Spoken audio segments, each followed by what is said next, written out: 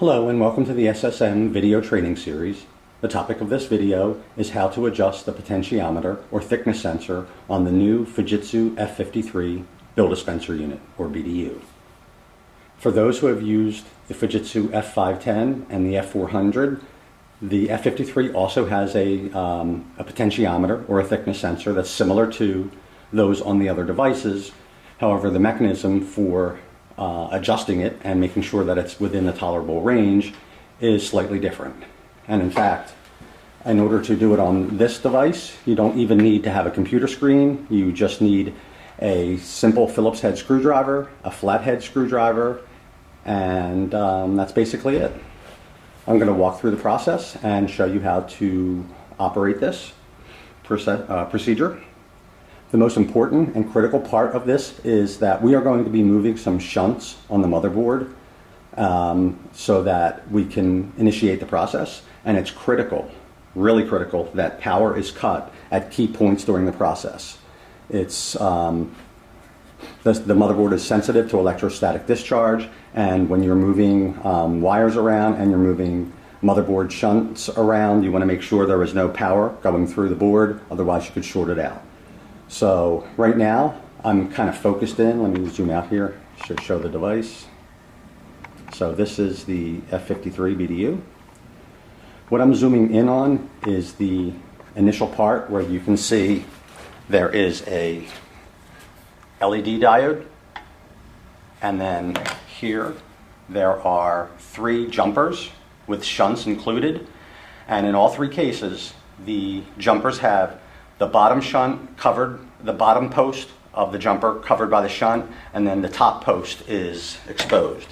So if you look closely, you have TRM1, which is the bottom one, TRM2, which is the middle one, and TRM0, which is the top one.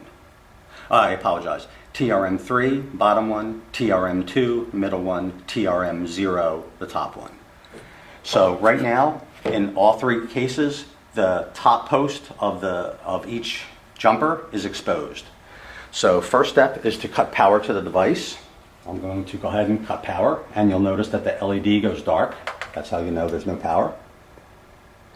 Okay, and on the middle jumper, the TRM2 jumper, I'm going to take the shunt out and move it so that it covers both posts of the jumper. So the shunt is just a small, black PC style shunt.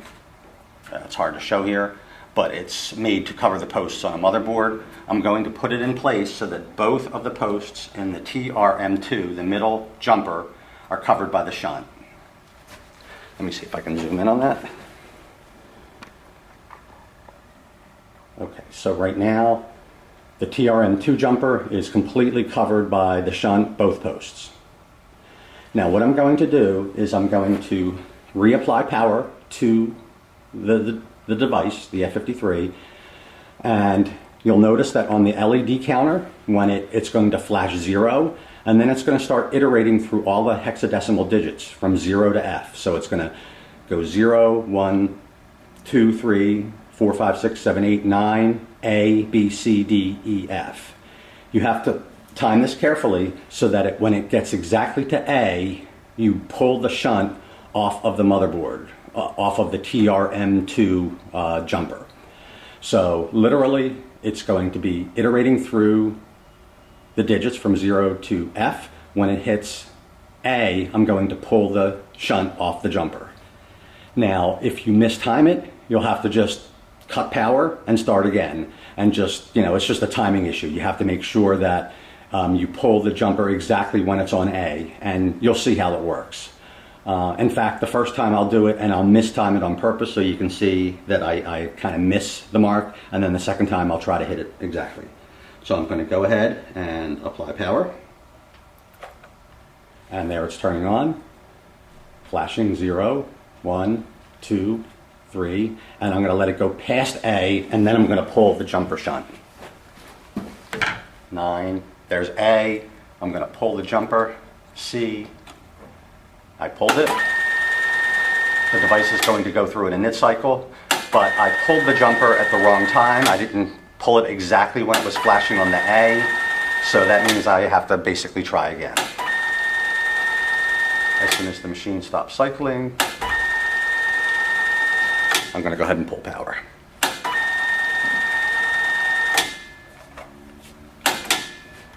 Okay, now I'm going to put the jumper back into place so that it's covering both posts of the TRM2 jumper. Shunts back in place. I'm going to apply power, and this time I'm going to attempt to pull the jumper shunt off when the LED is exactly on the letter A. So I'm going to reapply power. Flashing zeros. Now it's going to iterate 0 through F, and when it gets to A, I'm going to pull the jumper shunt. 9, A, there it is. And it flashes A, and that confirms. Now notice this time, it didn't initialize the device, it's actually flashing a code. And here it's flashing, is that flashing? A6, A6. That's the potentiometer's reading. Now for those who know the device, you have to get the potentiometer set in the range of E7 plus or minus 2. So E7, E8, E9, or E7, E6, E5. So it can be plus or minus 2 from the optimal setting. All right, so what I'm going to do now is I'm going to attempt to adjust the potentiometer. Now, let me zoom out a little bit.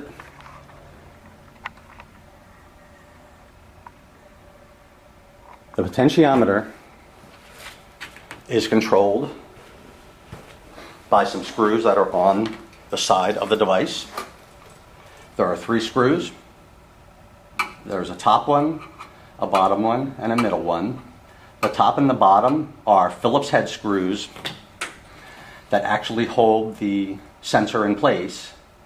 And then the middle hole here is where you use the flathead to control the adjustment. So basically you're going to use your Phillips head and you're going to loosen the top and bottom screws by placing it in and turning it a quarter turn counterclockwise, starting with the top.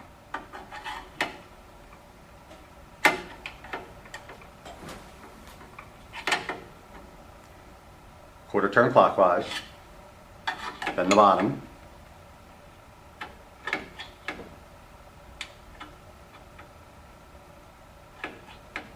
Sorry, it's a little tough to do off to the side here.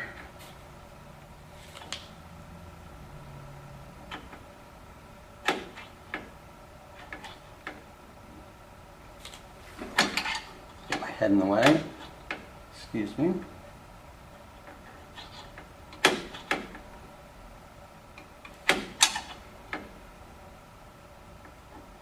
Oh, there we go. Quarter turn counterclockwise. And now I'm going to go ahead and turn the middle adjustment screw, the flathead screw, and I'm going to change it until this flashes E7 plus or minus 2. Try to hit E7. E7 is the optimal manufacturer defined specification for the thickness sensor.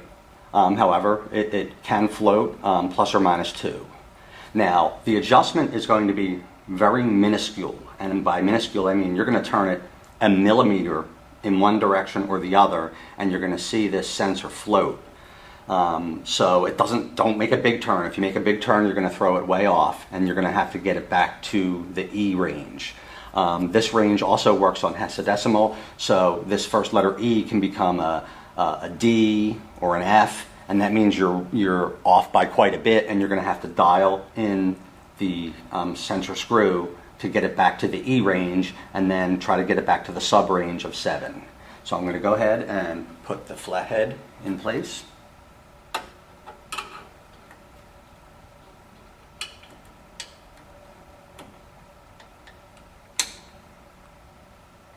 Okay, so right now it's saying D9, so I'm too low. I need to go high. So I'm going to turn it a little bit to the left. Now I'm back into the E range, E1, E0. I'm turning to the clockwise just ever so slightly. E3, E4, E5, E6, E8. I went a little high, so I got to drop it back down. Counterclockwise. Trying to move ever so slightly. E7, E6. Now, the problem that you're going to have is when I remove this screwdriver, the movement is enough to change the sensor reading. So it's kind of fluctuating between E6 and E7. I'm going to pull the screwdriver slightly, and now it's at E6. Again, the optimal range is E7. I'll try one more time to get it to E7. It's recommended that you spend enough time and really try to hit that mark of E7. That's the manufacturer. Notice it jumped quite a bit by me just putting my screwdriver into the slot. That was enough movement to send it off kilter, so I got to dial it back to the E7 range. So I'm going clockwise. EA, I'm too high. Counterclockwise. E9, E8. I'm going to leave it at E8 because when I pull this, I think it's going to float back down. Yeah, so there, it's at E7. So that's the optimal range. Now I need to tighten the top and bottom screws to basically put the sensor back into a lock state. When we loosened it, we started with the top, counterclockwise screw, bottom, counterclockwise turn. Now when I go to tighten it back up, I'm going to start with the bottom, clockwise turn, and then top, clockwise turn. So I'm going to go ahead and put in the bottom screw. Ever so carefully turn it. Notice that I'm changing here. I'm kind of fluctuating. I'm very slowly turning this to try to keep any jarring motion from throwing the sensor off significantly. Okay, it's kind of staying there. Now I'm going to pull the screwdriver. It may float again. Let it settle. Again, it's kind of fluxing between 7 and 6. All right, that seems to be settled. Now I'm going to go ahead and turn the top screw.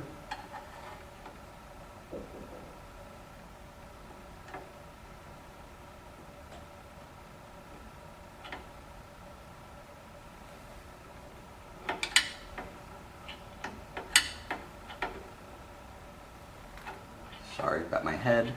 It's tough to do from the side.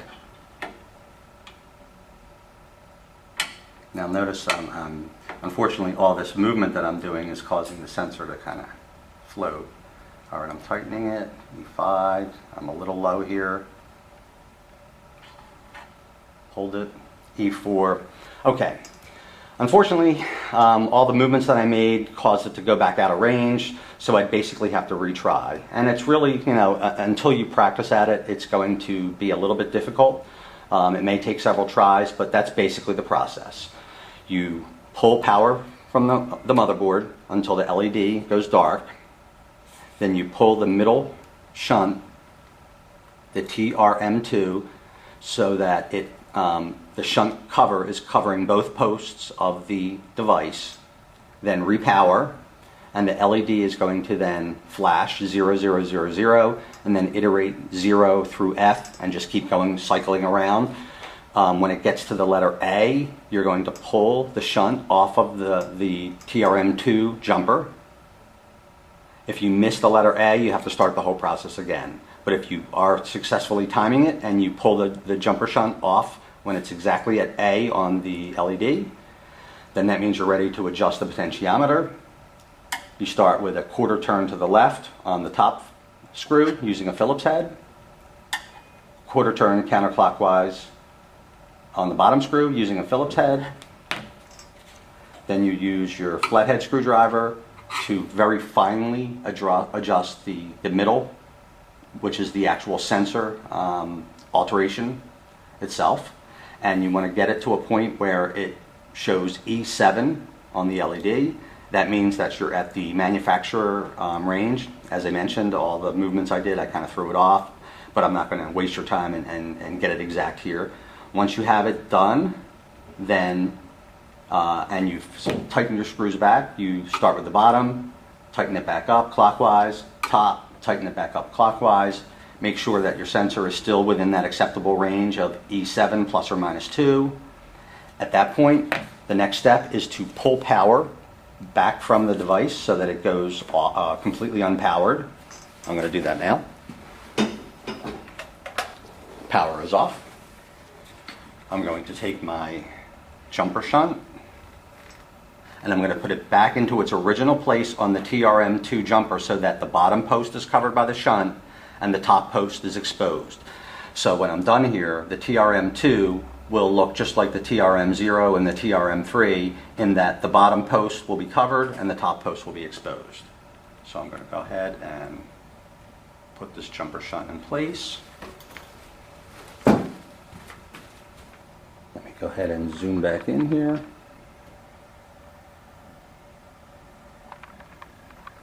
And I'm going to reapply power to the device.